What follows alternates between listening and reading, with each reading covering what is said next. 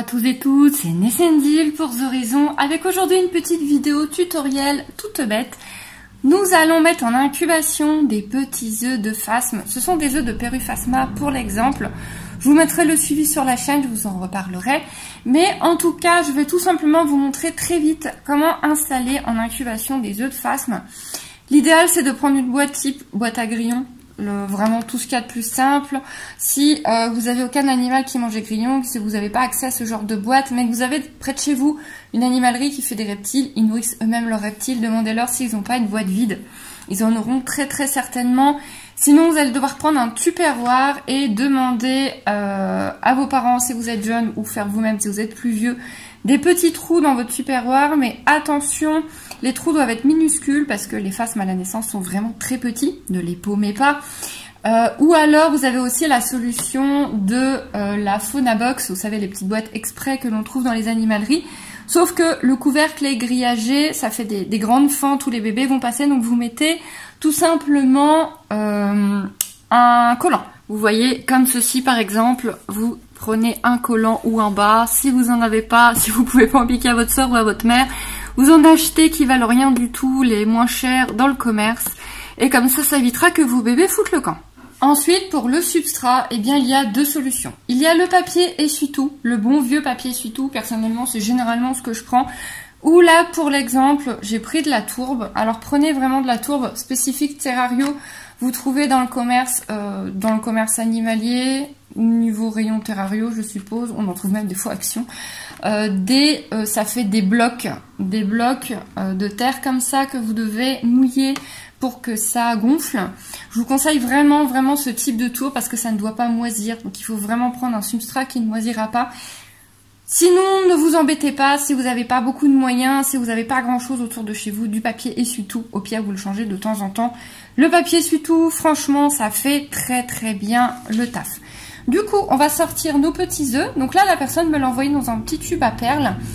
Souvent, on vous les envoie dans des bouchons de bouteille avec un peu de coton. Donc, peu importe comment vous les recevez.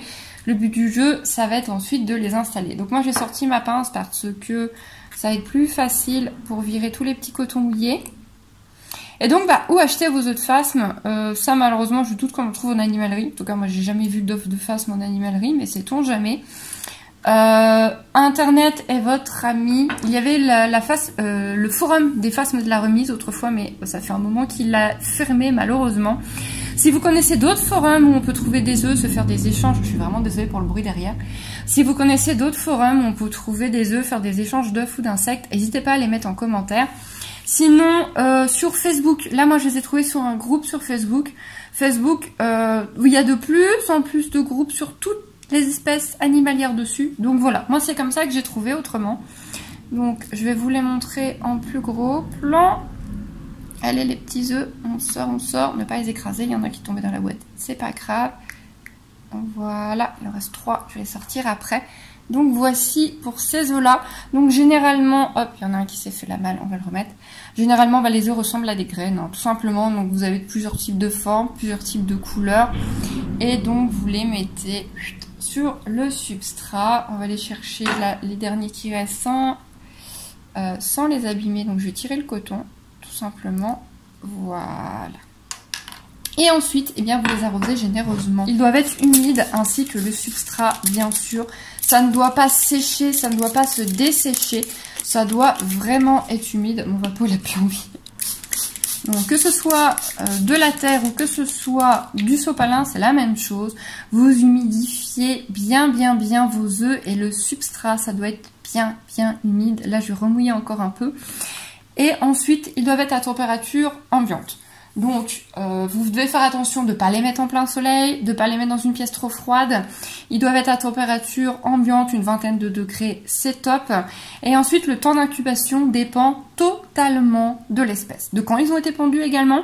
Donc, la personne qui vous les a envoyés doit normalement pouvoir vous dire à peu près quand est-ce qu'ils ont été pondus. Et ensuite, par rapport à l'espèce. Donc là, je ne vais pas vous donner d'exemple, mais Google est votre ami. Et sinon, de la patience et de l'attente. Et vous surveillez régulièrement, vous jetez un œil à vos petits phasmes, parce que bien sûr, il ne faut pas les louper, puisque dès qu'ils vont naître, vous allez devoir les installer et les nourrir. Donc voilà, observez, à garder dans un endroit chez vous, hein, j'aurais tendance à dire dans votre chambre, dans votre salon. Gardez une pièce avec une bonne température ambiante, pas en plein soleil tout simplement pour pas que la température monte trop et pas les cuire. Et voilà, c'est aussi simple que ça, il n'y a pas grand chose de plus à faire à part les maintenir donc à bonne température, les humidifier et attendre, avoir beaucoup de patience. Et voici pour les petites graines qui donneront des petits phasmes. Je vous montrerai le suivi de ces phasmes-là, mais c'était surtout un petit tutoriel en soi pour vous montrer comment préparer vos œufs de phasme. Vous voyez, c'est vraiment tout bête. Je vous fais des boujoux, je vous dis à bientôt. N'oubliez pas de liker et de vous abonner si ce n'est pas déjà fait. Bye bye!